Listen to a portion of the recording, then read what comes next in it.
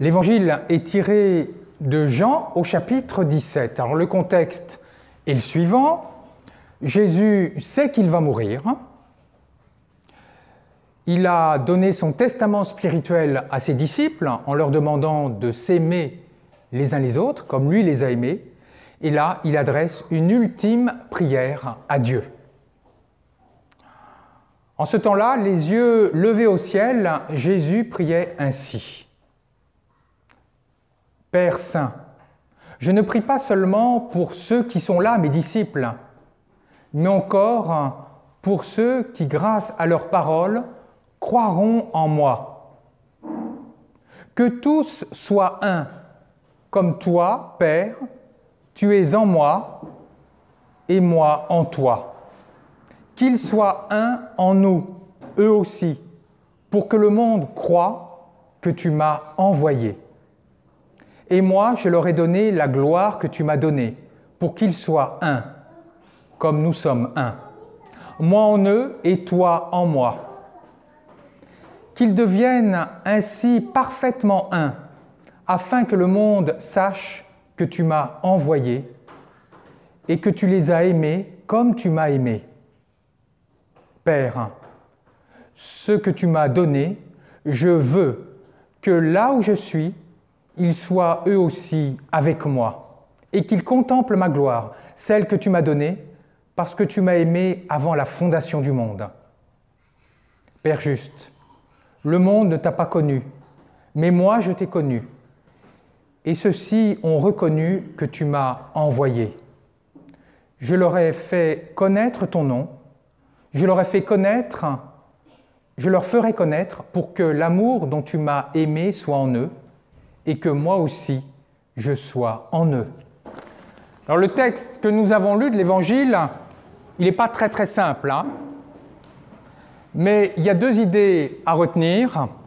Tout d'abord, Jésus nous révèle qui est Dieu, et deuxièmement, il nous révèle l'importance de l'Église. Alors tout d'abord, remarquez l'intimité de Jésus avec Dieu. Quand il prie, à un certain moment, il dit « Je veux que là où je suis, mes disciples soient avec moi. Je veux. » Il dit à Dieu « Je veux. » Qui d'entre nous, quand il prie Dieu, dit « Je veux » ?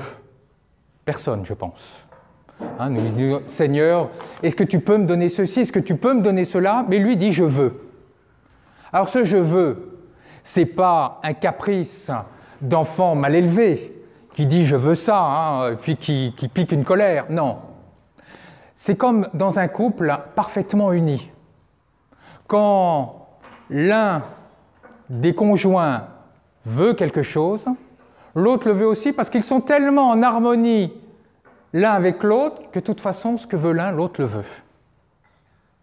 Et bien, c'est exactement pareil pour le Christ. Il est tellement en harmonie avec Dieu, avec son Père, que ce qu'il veut, Dieu le veut, et inversement. Et puis, il dit aussi cette chose, « Tu es en moi, et moi en toi. » C'est un petit peu toute proportion gardée, c'est ça. Hein, ils sont différents l'un et l'autre, et pourtant ils sont un. Comme tout à l'heure, l'expérience que nous avons faite, le lait est différent de l'eau, et pourtant, quand on les mélange, ils forment qu'une seule et même chose.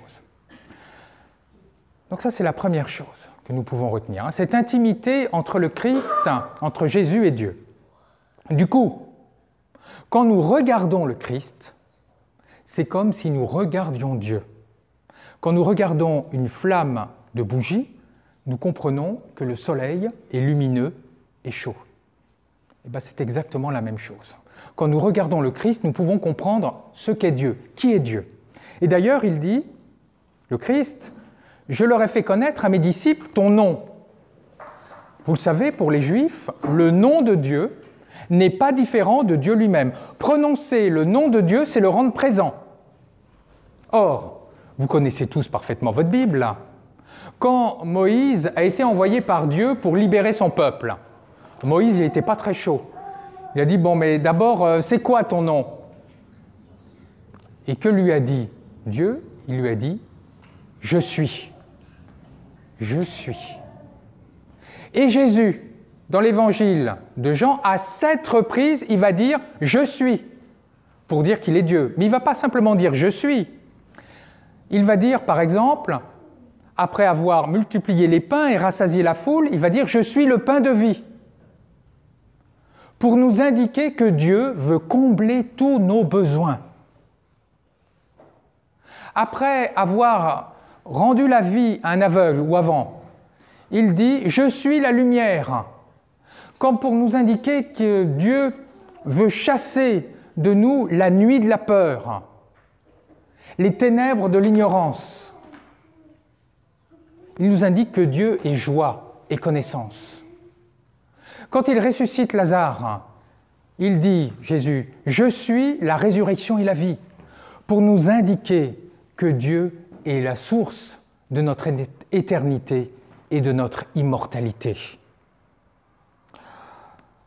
Jésus, par son intimité avec Dieu, nous révèle que Dieu est lumière, vie et nourriture. Mais voilà, qui d'entre nous, ça, les disciples ont vu Jésus, mais qui d'entre nous a vu Jésus de ses propres yeux? Personne. S'il vous apparaît, je vais appeler le médecin. Et puis il vous donnera un traitement. Et pourtant, nous pouvons le voir à travers l'Église. Je m'explique. Jésus dit cette phrase très très belle, « J'ai donné à mes disciples la gloire que tu m'as donnée. » Alors la gloire, ce n'est pas simplement, voilà, la gloire, je suis riche, je suis célèbre, non, ce n'est pas ça. Dans le contexte de l'époque, la gloire de Dieu n'est pas différente de Dieu. C'est vraiment toute la présence de Dieu, la puissance de Dieu. Or, dans l'Ancienne Alliance, où habite la gloire de Dieu? Où habite la présence de Dieu, la puissance de Dieu? Dans le tabernacle. Le tabernacle, vous savez, ce coffre qui comprenait les tables de la loi que Dieu avait données à Moïse et puis que les Hébreux transportaient lors de leur exode d'Égypte vers la terre promise. Là, toute la gloire de Dieu habitait là-dedans. Et puis quand ils ont construit un temple, ils ont mis ce tabernacle dans la partie la plus sacrée du temple, le Saint des Saints. Et là, vraiment, la gloire de Dieu, la présence de Dieu y était. Ça, c'était avant. Mais Jean nous dit, en parlant du Christ, nous avons vu, en voyant le Christ, nous avons vu la gloire de Dieu. C'est-à-dire que le Christ incarne cette présence de Dieu, cette puissance de Dieu. Mais il ne l'incarne pas en étant un législateur, en donnant des commandements, en jugeant. Dieu n'est ni un législateur ni un juge. Dieu révèle la gloire de Dieu, Jésus révèle la gloire de Dieu en guérissant, en soulageant, en accueillant, en ne jugeant pas. Voilà comment s'est manifestée la gloire de Dieu en Jésus. Et ensuite, Jésus dit, voilà, la gloire s'est manifestée en moi, mais maintenant, je donne ma gloire à mes disciples, c'est-à-dire à nous, chrétiens rassemblés.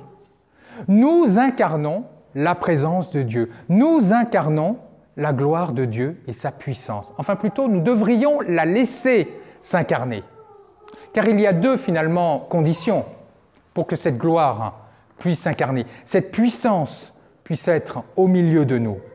C'est d'abord avoir un comportement semblable à celui du Christ. Que l'amour qui est en moi soit en eux. Nous devons manifester de l'amour les uns pour les autres et envers l'extérieur. Et aussi, deuxième condition, qu'ils soient un. Les disciples du Christ, les chrétiens, doivent être unis les uns envers les autres. Alors, ce n'est pas une unité dictatoriale à l'Union soviétique où tout le monde doit penser et agir de la même façon, ce n'est pas cela. Nous sommes différents les uns des autres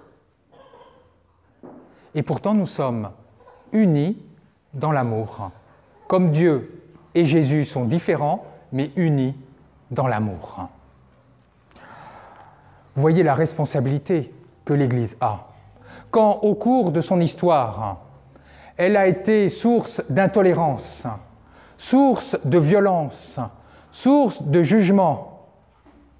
Elle a vraiment chassé Dieu de ses murs. Et au lieu d'être un signe de Dieu, au lieu de montrer Dieu, c'est le diable qu'elle a montré. Nous, au plan local, nous pouvons parfois avoir des différends, mais pourtant nous sommes vraiment appelés à toujours garder cette unité, à manifester de l'amour concrètement les uns pour les autres et envers l'extérieur, pour être un signe de Dieu, pour montrer Dieu, pour incarner Dieu. Et c'est vraiment ce que je souhaite pour notre Église dans les semaines et dans les années à venir. Alors retenons ces deux idées essentielles de ce texte, de cette prière de Jésus. D'abord, Jésus est tellement en intimité avec Dieu qu'il nous montre Dieu par son comportement et par ses paroles. Et deuxièmement, la présence de Dieu est maintenant manifestée dans notre Église pourvu que nous montrions de l'amour et que nous soyons un les uns avec les autres. Amen.